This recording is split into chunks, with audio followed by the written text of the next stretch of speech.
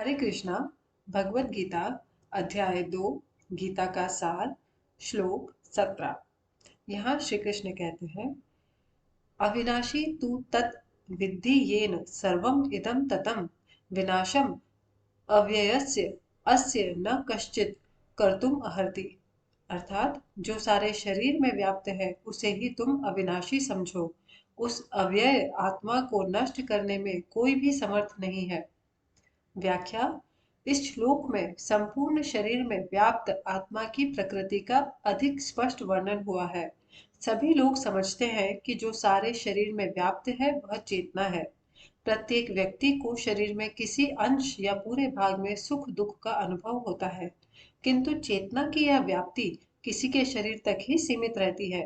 एक शरीर के सुख तथा दुख का बोध दूसरे शरीर को नहीं हो पाता। फलतः प्रत्येक शरीर में व्यष्टि आत्मा है और इस आत्मा की उपस्थिति का लक्षण व्यष्टि चेतना द्वारा परिलक्षित होता है। इस आत्मा को बाल के अग्रभाग यानी अगले हिस्से के 10,000वें भाग के तुल्य बताया जाता है। श्वेताश्वतर उपनिषद में इसकी पुष्टि हुई है। यदि बाल के अग्रभाग को 100 भागों में विभाजित किया जाए और फिर इनमें से प्रत्येक भाग को फिर से 100 भागों में विभाजित किया जाए तो इस तरह के प्रत्येक भाग की माप यानी कि नाप आत्मा का परिमाप है। आत्मा के परमाणुओं के अनंत कण हैं जो माप में बाल के अगले भाग यानी बाल की नोक के 10,000वें भाग के बराबर है।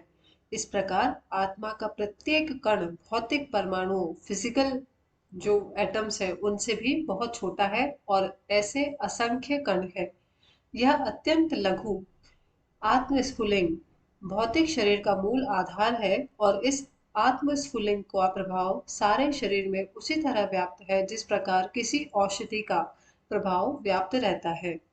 आत्मा की यह धारा विद्युत धारा सारे शरीर में चेतना के रूप में अनुभव की जाती है और यही आत्मा के अस्तित्व का प्रमाण है। सामान्य से सामान्य व्यक्ति भी समझ सकता है कि यह भौतिक शरीर यानी फिजिकल बॉडी चेतना रहित होने पर मृतक हो जाता है और शरीर में इस चेतना को किसी भी भौतिक उपचार से वापस नहीं लाया जा सकता। अतः यह चेतना भौतिक संयोग के फलस्वरूप नहीं है, अपितु आत्मा के कारण है। मुंडक उपनिषद में सूक्ष्म आत्मा की और अधिक विवेचना हुई है यानी डिस्क्रिप्शन बताया गया है। आत्मा आकार में अणु तुल्य है जिसे पूर्ण बुद्धि के द्वारा जाना जा सकता है। यह अणु आत्मा 5 प्रकार के प्राणों में तैर रहा है। प्राण, अपान, व्यान, समान तथा उदान। यह हृदय के भीतर स्थित है और देहधारी जीव के पूरे शरीर में अपने प्रभाव का विस्तार करता है। जब आत्मा को 5 वायुओं के कल्मश से कल्मश यानी गंदगी से शुद्ध कर लिया जाता है तो इसका आध्यात्मिक प्रभाव प्रकट होता है। हठ योग का प्रयोजन विविध आसनों द्वारा उन 5 प्रकार के प्राणों को नियंत्रित करना है जो आत्मा को घेरे हुए हैं। यह योग किसी भौतिक लाभ के लिए नहीं अपितु भौतिक आकाश के बंधन से अणु आत्मा की मुक्ति के लिए किया जाता है। इस प्रकार अणु आत्मा को सारे वैदिक साहित्य ने स्वीकारा है और प्रत्येक बुद्धिमान व्यक्ति अपने व्यावहारिक अनुभव से इसका प्रत्यक्ष अनुभव करता है। अणु आत्मा का प्रभाव पूरे शरीर में व्याप्त हो सकता है। मुंडक उपनिषद के अनुसार यह अणु आत्मा प्रत्येक जीव के हृदय में स्थित है। व्यष्टि आत्मा तो निसंदेह परमात्मा के साथ साथ हृदय में है और इसीलिए शारीरिक गतियों की सारी शक्ति शरीर के इसी भाग से उद्भूत है।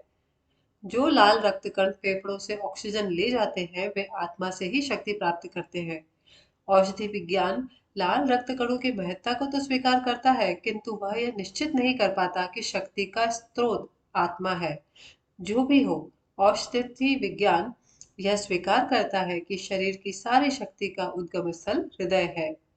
पूर्ण आत्मा के ऐसे अणु कणों की तुलना सूर्य प्रकाश के कणों से की जाती है। इस सूर्य प्रकाश में असंख्य तेजोमय अणु होते हैं। इसी प्रकार परमेश्वर के अंश उनकी किरणों के परमाणु स्फुलिंग है और प्रभा या पराशक्ति कहलाते हैं। अतः चाहे कोई वैदिक ज्ञान का अनुगामी हो या आधुनिक विज्ञान का, वह शरीर में आत्मा के अस्तित्व को नकार नहीं सकता। भगवान ने स्वयं भगवत गीता में आत्मा के इस विज्ञान का विशद वर्णन किया है। हरे कृष्णा।